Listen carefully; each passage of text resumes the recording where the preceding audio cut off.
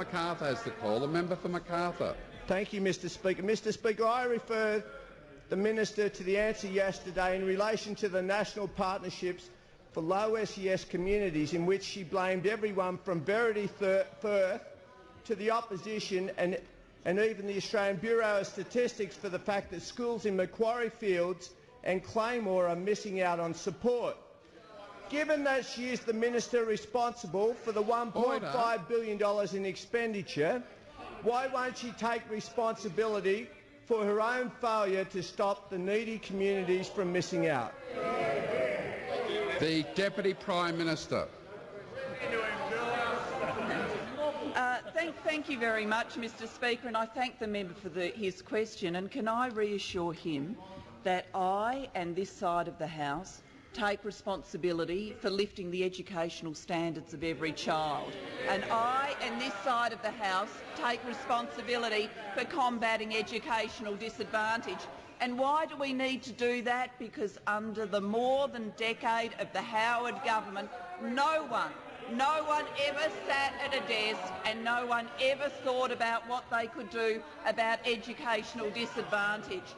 And the proof of that is on the day we were elected and sworn in as a front bench, as Prime Minister and as Deputy Prime Minister, if any of us had called on that day for a list of the 1,000 most disadvantaged schools in this country, it could not have been produced, because the Howard government didn't care enough to even ask the question. So in view of that— The Deputy Prime Minister will resume his seat. The Manager of Opposition Business on a point of order. Understanding Order 104, Mr Speaker, the Minister was asked about taking responsibility, not the blame game. Again, on the point of order, there was again a long preamble. The Deputy Prime Minister has the call. Deputy Prime Minister. And so, faced with this track record of neglect, we stepped up to the plate to take responsibility for making a difference. And how are we making that difference? Well, a new national partnership for disadvantaged schools is part of it.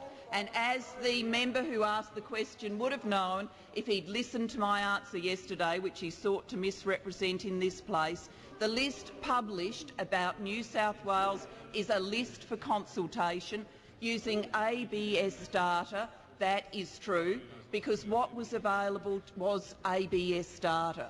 What are we doing with our transparency reforms, which are opposed by the Liberals in New South Wales, and maybe you should speak to the Leader of the Opposition in New South Wales about that, is build the information we actually need to make sure that educational resources and efforts can be brought to bear, particularly in those schools that need them the most, where students aren't getting an education that will serve them well for the rest of their lives, and where the kids come from school bearing disadvantages of a poor background. We are building that.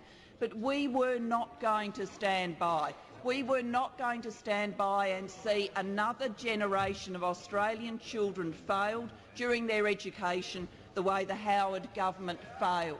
We were not going to stand by and say those kids who only get one chance at school can wait for us to build the transparency measures. We were going to act immediately, and that is why we are acting on the ABS data available to us. And apart from the Partnership for Disadvantaged Schools, we're already moving so that there will be better teachers in disadvantaged schools, better rewarded for being there. That reform is coming to New South Wales. Literacy and numeracy money expended where it's needed the most to make a difference to children getting the building blocks of education. National curriculum of quality right around the country.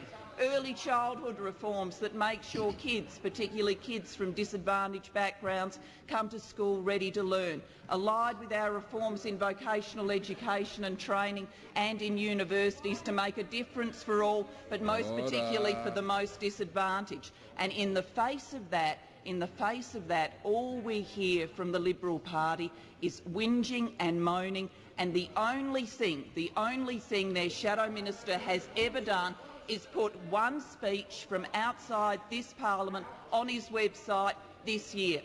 One speech as Shadow Minister for Education published this year. Well, if you want to be in the education debate, what you've got to do is you've got to think about ideas that will make a difference. You've got to publish them and you've got to stand by them. That's what we're doing. Order. That's called taking responsibility. Member for What you're doing is laziness and arrogance, and it shows. No one is interested in a repeat of the failed Howard years. We are there making a difference with our education revolution, and caring about educational disadvantage in this country is revolutionary. The member for Parramatta.